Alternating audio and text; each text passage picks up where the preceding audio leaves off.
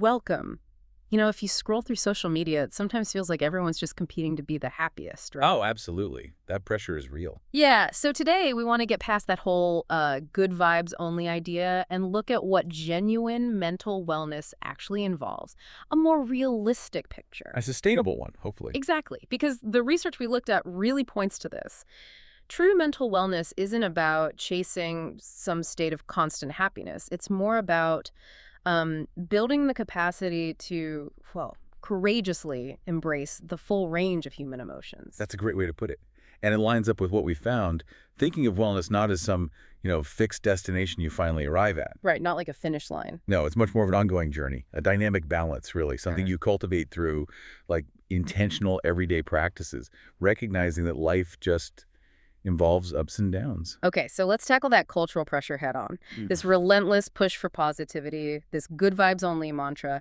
It sounds nice, but it can actually be pretty harmful, can't it? It really can, because it basically shames perfectly normal emotions. Sadness, anger, fear. It labels them as negative or bad. And sets these totally unrealistic expectations. So when you do inevitably feel those things, because you're human, You feel like you failed.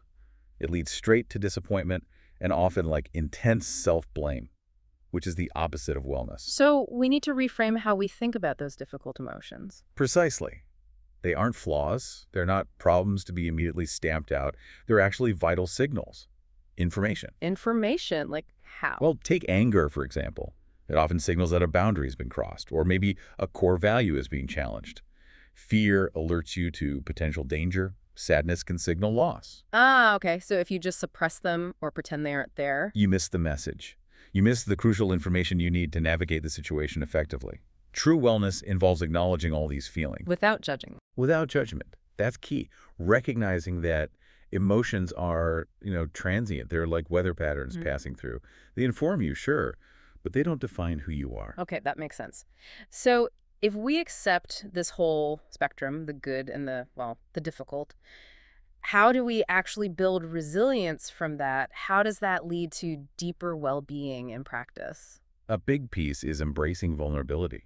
It sounds counterintuitive, maybe, but sharing your struggles, being open about imperfections, the research suggests it's incredibly liberating. Liberating how? It breaks down that feeling of isolation. When you realize others struggle too, it combats shame and fosters real connection. It's a powerful reminder that you're not alone in whatever you're facing. And what about dealing with discomfort internally? We're so conditioned to avoid it. Right, but we need to shift that perspective.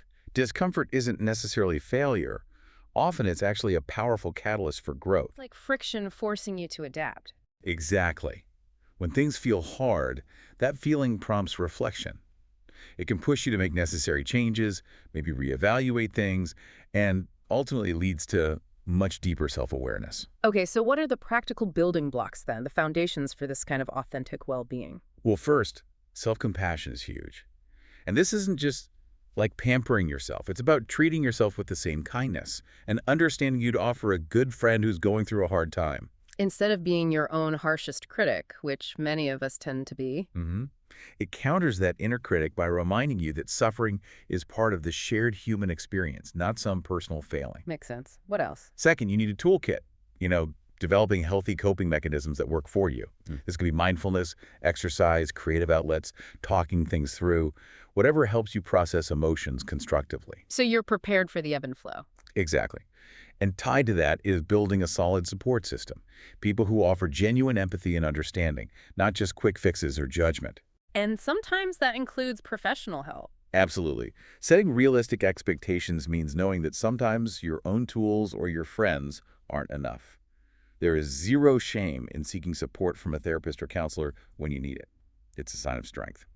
So really moving beyond the superficial facade of constant happiness lets us cultivate something much more authentic and sustainable in the long run. Precisely.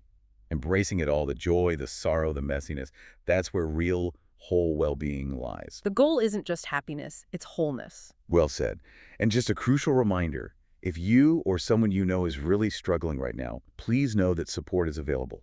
You can call or text 988 anytime in the U.S. and Canada to connect with the Suicide and Crisis Lifeline. That's 988, really important. Definitely. And maybe a final thought for everyone listening. If authenticity is what we're aiming for, what's one simple, real feeling of this 100? Maybe it's joy, maybe it's frustration, maybe just a quiet contentment that you can allow yourself to fully acknowledge today without any judgment. Just notice it. Just notice it. That simple act of acknowledgement. That's where this whole journey really begins. We'll be back next time with another thought-provoking exploration of a topic that matters.